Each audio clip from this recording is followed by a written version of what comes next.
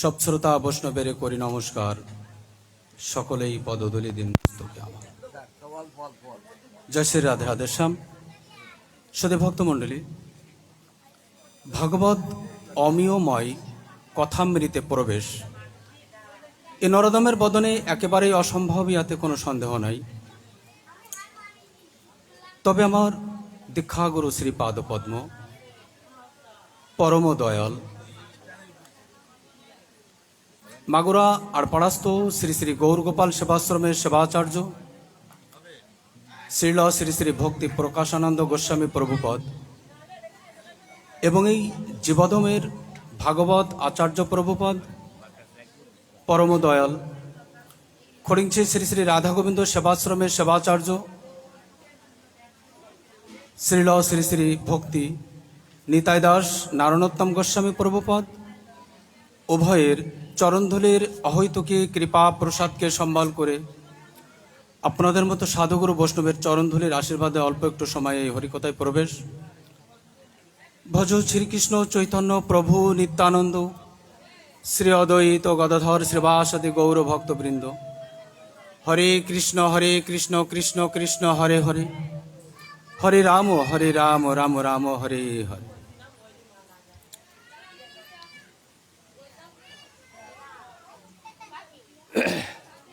সদে ভক্তমণ্ডলী,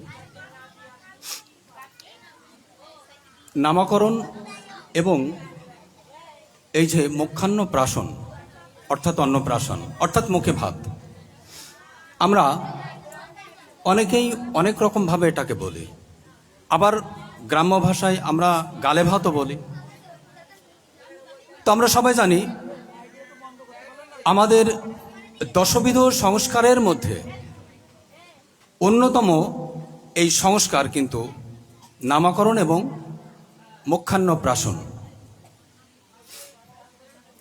আচ্ছা, অন্নপ্রাশন আমরা সবাই জানি। অন্ন অর্থ শস্যকণা বা শস্য দানা, যেটাকে আমরা ভাত হিসাবে আহার করি, তাই তো বাবা? আর প্রাশন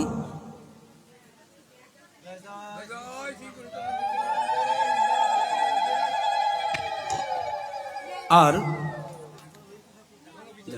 শ্রী গুরু নিতাই গৌর সীতানাথ প্রীতি প্রেমানন্দে হরিবল।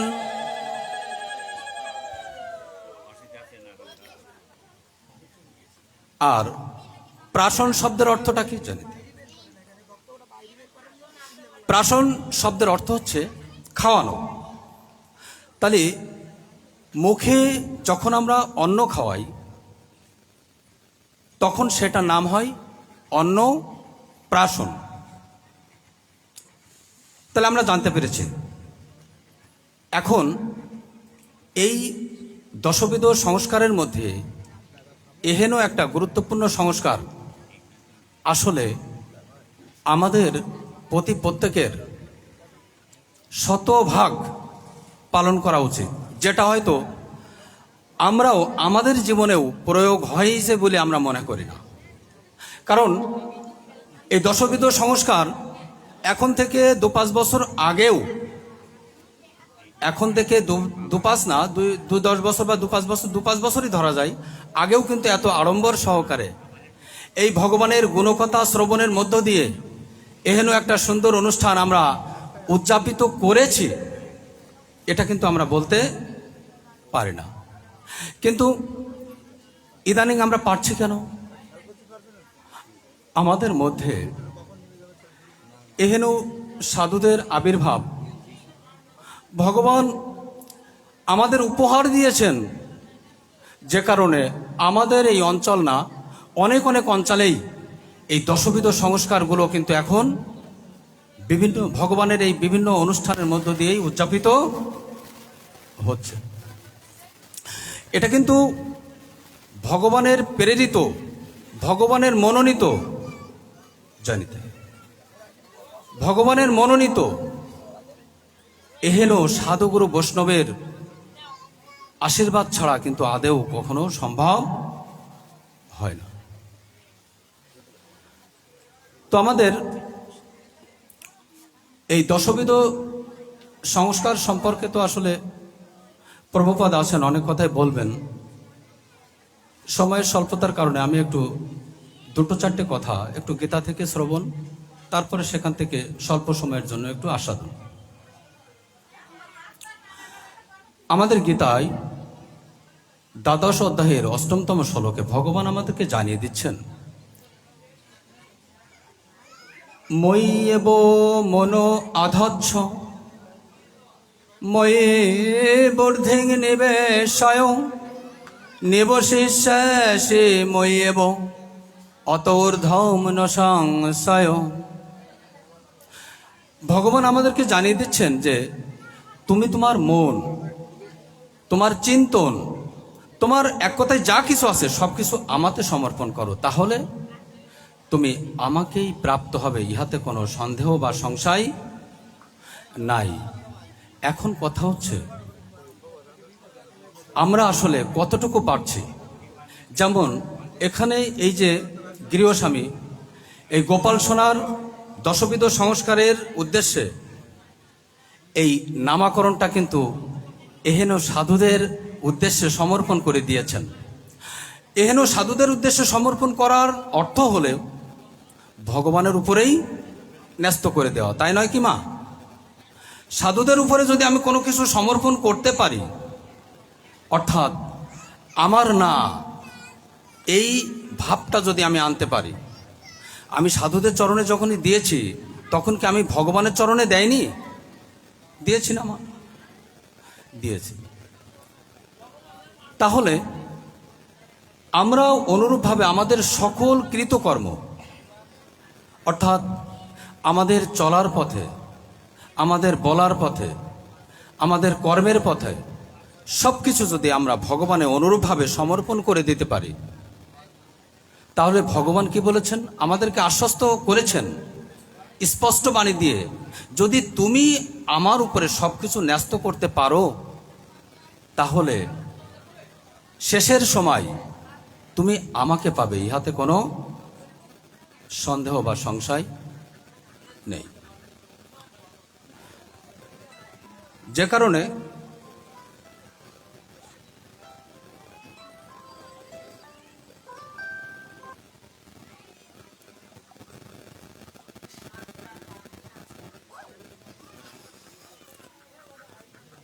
সঙ্গত কারণেই এই গৃহস্বামী হয়তো বুঝেছেন যে ওই গোপাল সোনাটা না আমার না, ভগবান কৃপা করে দিয়েছেন, তাই ভগবানের উদ্দেশ্যেই আমি সাধুদের নিকটেই, সাধুদের কৃপা দৃষ্টি লাভ করার জন্যই আমি সাধুদের চরণে সমর্পণ করলাম। সেটা হয়েছে তো এখানে। আর যদি আমার ভাবতাম, তাহলে এহেন সাধুদের ডেকে নামাকরণের কোনো বিষয় আমি মাথায় আনতাম? কেন আনতাম না? আরে ওটা তো আমার সন্তান, আমি যেটা ভালো বুঝবো নামটা সেটাই হবে, আমার সন্তানের নাম আমিই রাখবো। এটা একটু চালানো যায় না অসিদ্ধা?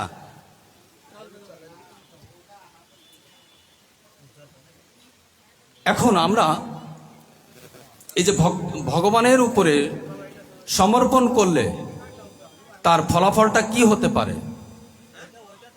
আমরা একটু শ্রবণ করি, একটু ধ্যান দিই। উত্তর দিনাজপুরে, অর্থাৎ ভারতবর্ষে উত্তর দিনাজপুরের ঘটনা। এক দক্ষিণী মা অনেক দুঃখ কষ্ট করে দিনগুলো অতিবাহিত করতেন,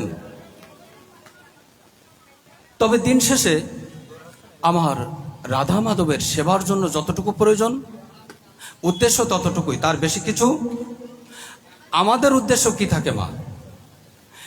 এ ভব সংসারে আমাদের উদ্দেশ্য থাকে মায়ার জগৎ, তো মায়ার বন্ধনে আবদ্ধ, তো আমাদের হিসাবটা থাকে যে দিন শেষে যেন আমার যে বংশধর থাকবেন তাদের জন্য যেন আমি অনেক কিছু করে রেখে যেতে পারি। কিন্তু আমার এই দুঃখিনী মায়ের না দিন শেষে একটাই চিন্তা, যে আমার রাধা মাধবের জন্য আমি দুবেলা দুমুঠো কি দিতে পারি? সেবা দিতে পারি। এই শুধু এতটুকুই চাও। অনেক দিন পার হয়ে গেছে, কিন্তু এই দুঃখিনী মায়ের কোনো সন্তান হয় না। রাধা মাধবের যখন সেবা দেন, তখন না অনেক অনুনয় বিনয় করেন রাধা মাধবের কাছে, যে রাধা মাধব, আমি যখন থাকবো না, তখন তোমার কেউ না তো কেউ সেবা করতে হবে। তোমাকে তো আমি রেখে যেতে পারবো না, আমি তোমাকে কার কাছে রেখে যাব? দয়া করে তোমার সেবার জন্য যেন অন্তত কাউকে দাও আমার গৃহ অঙ্গনে। রাধা মাধব না এ কথাটা শুনেছেন, অনেক দিনের রাগ তো, শুনেছেন বটে। কিছুদিনের মধ্যেই আমার ওই দুঃখিনী মা সন্তান সম্ভবা হলেন। রাধা মাধবের কৃপায় কিছুদিন পরে সন্তান ভূমিষ্ঠও হলেন। এহেন সাধুগুরু বৈষ্ণব আনয়ন করে নামকরণ হয়েছে। দেখুন রাধা মাধবের কত করুণা। নাম হয়েছেন, অনেক অনুনয় বিনয় করে পেয়েছেন, তো নাম হয়েছেন বিরাট মাধব। এই বিরাট মাধব ধীরে ধীরে যখন বড় হচ্ছেন, 2-3 বছরের মাথায় পিতৃবিয়োগ হয়ে গেল। তখন দেখুন এই দুঃখিনী মায়ের কত চিন্তা। এদিকে আমার রাধা মাধবের সেবা, এদিকে ছোট্ট একটা এই গৃহে অঙ্গনে রাধা মাধবের কাছে চাওয়ার প্রতিশ্রুতিতে ছোট্ট একজন আগন্তুক এসেছে। দিশেহারা হয়ে পড়েছেন যে কিভাবে আমার এই সন্তানের না হয় সেবা না হোক, কিন্তু আমার রাধা মাধবের সেবার কি ব্যবস্থা হবে, এটা নিয়ে না ভেঙে পড়েছেন। আমরা সবাই জানি মা, তদনীন্তন কালে, অর্থাৎ এখন থেকে আরো 200-400 বছর আগে, বেশি দিন না, 100 বছর আগেই ফিরে যান। আমরা যখন চালটা খেতাম, যে চাল থেকে আমরা অন্নটা পেতাম, সেই চালটা এহেন সুন্দর সুন্দর মিল কলকারখানা সৃষ্টি হয়নি। কিভাবে পেতাম আমরা? ঢেকি দিয়ে ছেটে। তো আমরা আরো একটা ভালো বাংলার সাথে পরিচয় আছে আমাদের আরো একটা ভালো বাংলার সাথে পরিচয় আছে। সেটা হচ্ছে, আপনারা সবাই জানেন, যদি কেউ তদনীন্তন সময়ে অন্য লোকের এই ঢেকিতে ছাঁটাই করা চাল তৈরি করে দিতেন, তানাদেরকে কি বলা হতো জানেন মা? ভাড়ানি। সম্ভবত এই ভাষাটাই ব্যবহার হতো। প্রভু, তাই তো? তে এহেন এই কঠিন কর্মক্রিয়া সম্পাদন করে আমার রাধা মাধবের আহার সেবার জন্য উনি একটু ব্যবস্থা করতেন, আর সেখান থেকেই ওনারা সেবা পেতেন। এভাবে দিনের পর দিন অতিবাহিত হচ্ছেন। আমার বিরাট মাধব ধীরে ধীরে বড় হচ্ছে। বিরাট মাধব ধীরে ধীরে বড় হতে হতে যখন বয়স 5 কিংবা 6, তখন এই দক্ষিণী মা চিন্তা করছেন, তাই তো এ সমাজে তো সবাই সন্তানদের শিক্ষার জন্য, সুশিক্ষার জন্য বিদ্যালয়ে পাঠায়। আমি যদি আমার বিরাট মাধবকে একটু বিদ্যালয়ে পাঠাতে পারতাম। দক্ষিণী মা তো, আমরা সবাই জানি, কোনো প্রাতিষ্ঠানিক শিক্ষার জন্য সেখানে কিছু খরচা থেকে যায়। কিন্তু ভাবছেন, আমি চিন্তা করছি বটে, কিন্তু আমি এই খুচরাটা কিভাবে যোগাবো, এটাই ভাবতে ভাবতে আমার রাধা মাধব তো আছেন, দক্ষিণী মায়ের সাথে আছেন না রাধা মাধব? যে কোনো একটা উপায় বেরিয়ে গেল। বিরাট মাধবকে বিদ্যালয়ে ভর্তি করে দেওয়া হলো। বিরাট মাধব একের পর 1, একের পরে 2, 2-এর পরে 3, এভাবে করতে করতে যখন ক্লাস 8-এ উঠেছেন এবং 8ম শ্রেণীটা পারও হয়ে গেছেন, তখন বিরাট মাধব ভাবছেন, তাই তো আমার মা না অনেক কষ্ট ক্লেশ করে আমার এ পর্যন্ত বড় করে তুলেছেন, কিন্তু আমার মায়ের তো আর চলার ক্ষমতা নেই, সে তো আস্তে আস্তে চলার ক্ষমতাটা হারিয়ে ফেলছেন। তাহলে এখন আমাকে না কিছু একটা করতে হবে। এহেন চিন্তা করে আমার বিরাট মাধব হঠাৎ করে দেখতে পেলেন যে কোর্টে অষ্টম শ্রেণীর পাশের যে যোগ্যতা অর্জন করেছেন সেই যোগ্যতা অনুসারে পিয়নের চাকরিটা হয়। এবং ওই সময় কোর্টে পিয়নের চাকরি যে বিজ্ঞপ্তিটা দেখেছেন, আমার বিরাট মাধব সেখানে অ্যাপ্লাই করেছেন, অর্থাৎ আবেদন করেছেন। এই আবেদন করার পরে হঠাৎ মাকে বলছেন যে মা, আমি না একটা চাকরির জন্য আবেদন করেছি। মা বলছে, আরে বাবা, তোর আবার কে চাকরি দেবে? না না মা, হতেও তো পারে, দেখি চেষ্টা করে। তা আমার মা বলছেন তখন কি জানেন? বলছেন, মাধব, ঘরে যে রাধা মাধব আছেন না, আবার ওই রাধা মাধবকে তোর এই কাকুতিটা, তোর আকুতিটা, তোর যে যন্ত্রণাটা, সেই যন্ত্রণাটা জানায় একটু চাস। আর শোন, যদি চাকরিটা হয়ে যায় না, তাহলে আমার একটা কথা রাখবে বাবা? তো বলছেন, হ্যাঁ মা, তুমি যে কথা বলবে, ছোটবেলা থেকে এ পর্যন্ত বড় হয়েছি, তোমার কথার কি অবাধ্য কখনো হয়েছি? তো তুমি বলো, তোমার কোন কথাটা রাখতে হবে? বলছেন, দেখ বাবা, আমি তো হয়তো বেশি দিন আর বাঁচবো না, তবে তোর কাছে আমি একটা অনুরোধ করে যাচ্ছি। অনুরোধটা হচ্ছে, তুই আমাকে দুবেলা দুমুঠো কিছু দিস আর না দিস, বাবা, আমাকে দেওয়ার তোর দরকার নেই, কিন্তু আমার রাধা মাধবের একটু সেবার ব্যবস্থা করিস।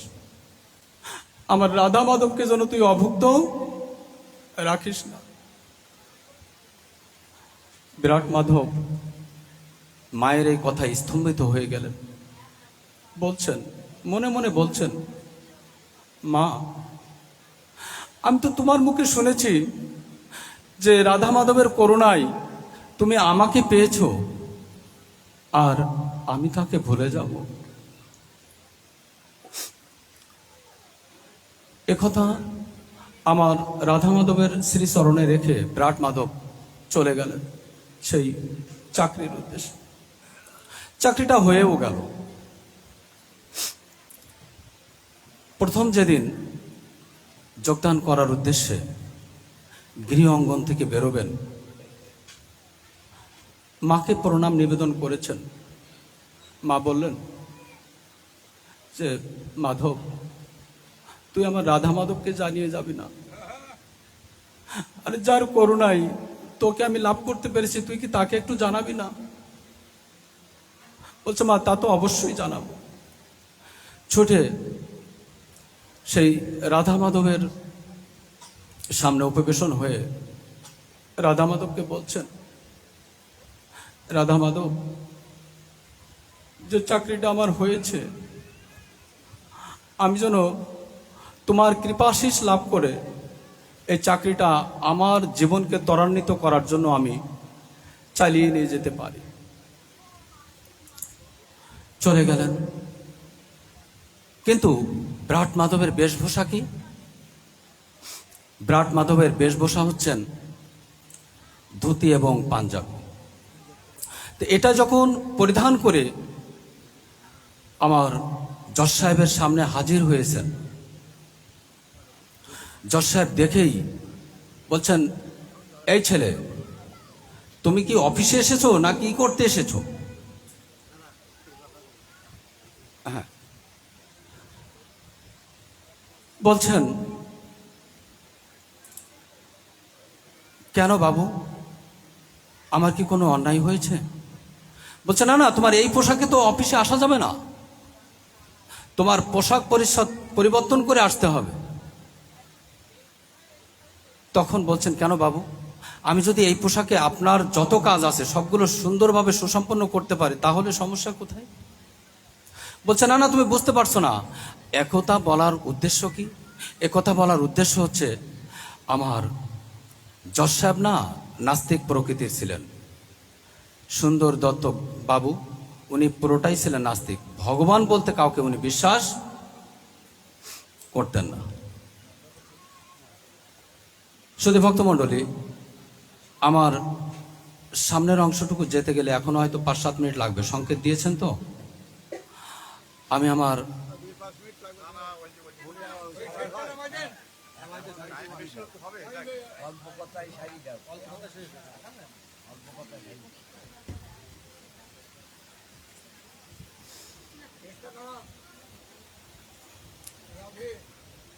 তো যখন বিরাট মাধব কথা বলেছেন, তখন জজ সাহেব দেখলেন, তাই তো, আজকে তো নতুন যোগদান করতে এসেছে, আচ্ছা যোগদান করার পরে দেখি না ওর কাজকর্মটা কেমন হয়। ইতিপূর্বে যে পিয়নটা ছিলেন, আমার জজ সাহেব বাবু দেখতে পেলেন তার থেকে অনেক সুন্দর করে পরিপাটি করে কাজটা সুসম্পাদন করছেন। জজ সাহেব না মনে মনে সন্তুষ্ট হলেন বটে, কিন্তু ওই পোশাকের প্রতি জজ সাহেবের যে একটা ক্ষোভ, এই ক্ষোভটা কিন্তু যাচ্ছে না। বিরাট মাধব এভাবে একের পর এক দিনের পরে দিন অতিবাহিত হতে হতে হঠাৎ করে মা আদেশ করছেন যে, মাধব শোন না, তোর বাবা যখন বেঁচে ছিলেন তখন তোর বাবার খুব ইচ্ছা ছিল যে তুই বড় হয়ে যদি কোনো কিছু করিস তাহলে বড় করে একটা ভক্ত সেবার আয়োজন করবে। বাবা, আমার না সেই কথাটা বারবার মনে পড়ছে। তোর না এহেন একটা অনুষ্ঠানের আয়োজন কর, সাধুগুরু বৈষ্ণবের ডেকে এনে একটু ভাগবত আস্বাদনের ব্যবস্থা কর আমার অঙ্গনে। বিরাট মাধব ভাবছেন, তাই তো, জজ সাহেব তো এমনিতে আমাকে পছন্দ করেন না, আর আমি যদি এহেন কথা ওনাকে বলি তাহলে না তেলে বগুনি জ্বলে যায়। এরকম একটা মন মানসিকতা পোষণ করার সত্ত্বেও পরের দিন অফিসে যে বলছেন, বাবু আমার একটা আর্জি আছে, বলবো? বলছে, বলো বিরাট, তোমার কি আর্জি আছে? বলছে, বাবু আমার না বাড়িতে একটা ধর্মীয় অনুষ্ঠানের কারণে কিছু সাধুগুরু বৈষ্ণবের আগমন ঘটিয়ে একটু ভাগবত কথা আস্বাদনের নিমিত্তে আমার 3 দিনের একটু ছুটির ব্যবস্থা করা যায়। এই যেই বলেছেন, জজ সাহেব তো এমনিতেই পছন্দ করেন না, তারপরে নাস্তিক, এরপরে এহেন কথা শুনে অত্যন্ত রেগে গেছেন। রেগে বলছেন, না না, তোমার কোনো ছুটি হবে না। তুমি একদিনের জন্য না, 1 ঘন্টার জন্য তুমি ছুটি পাবে না। ছুটি নেবে তাও আবার ধর্ম অনুষ্ঠানের জন্য? মানে এহেন একটা কথা, মানে কটাক্ষভাবে বলেছেন। আমার বিরাট মাধব অন্তরে অত্যন্ত ব্যথাতুর হয়ে গেছেন, আর বলছেন, আমার রাধা মাধবের নিকটে এই আর্জিটা জানিয়ে রেখেছেন যে, রাধা মাধব, আমার মায়ের আশাটা আমি কি পূরণ করতে পারবো না? আমাকে না আমার মায়ের আশাটা, আমার মা যেন কোনো কষ্ট না পায়, এহেন একটা ব্যবস্থা করে দেবেন। এই আর্জিটা রেখে পরের দিন মাকে বলেছেন যে, মা তুমি সমস্ত কিছুর আয়োজন করো, আমার ছুটির ব্যবস্থা হয়ে গেছে। মাকে বলতে পারছেন না, কারণ মা যে কষ্ট পাবে, এজন্য মাকে কথাটা বলতে পারছেন না। মা কথাটা শুনেই অনেক আনন্দ পেয়েছেন, কারণ অনেক দিনের বাসনা এই সাধুগুরুদের একটু আগমন ঘটানো। বিরাট আয়োজন করা হলো, সাধু মহন্তদের ডাকা হলো, সেখানে পরপর 3 দিন ভাগবত কথা আস্বাদন হলো।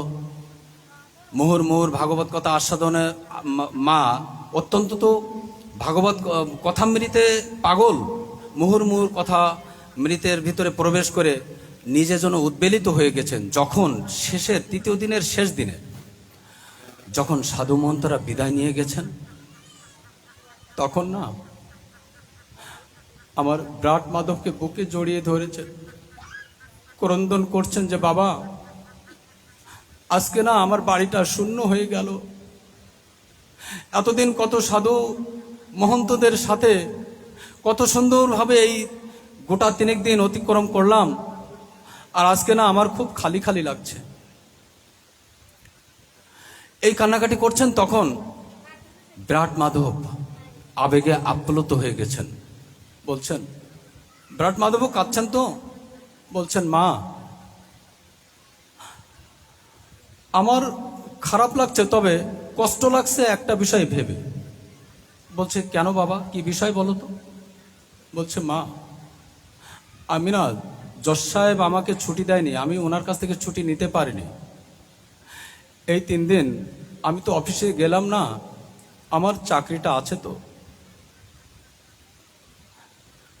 একথা শুনে মা বলছেন, দেখ বাবা, রাধা মাধব আছেন না, আমরা তো যেটাই করেছি সব তো রাধা মাধবের ইচ্ছাতেই করেছি। তুই ভাবিস না, রাধা মাধব দেখবি ঠিকই একটা ব্যবস্থা করে দেবেন। এহেন বুক ভরা আশা নিয়ে পরের দিন বিরাট মাধব অফিসের দিকে চললেন।